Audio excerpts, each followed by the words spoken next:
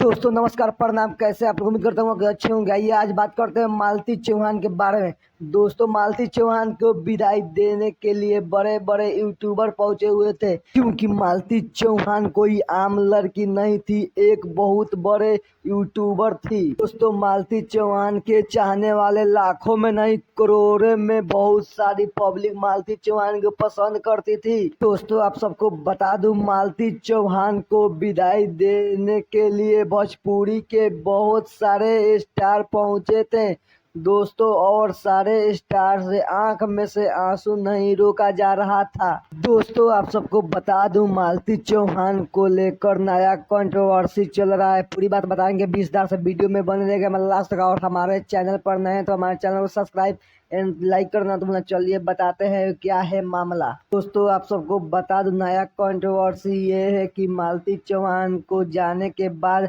बहुत सारे यूट्यूबर बता रहे हैं कि आरोपी है, ये है आरोपी हो, ऐसा मत करो, ये बहुत गलत बात है। इसके लिए पुलिस छानबीन कर रही है और पता लगा रही है कि मालती चौहान के आरोपी कौन है।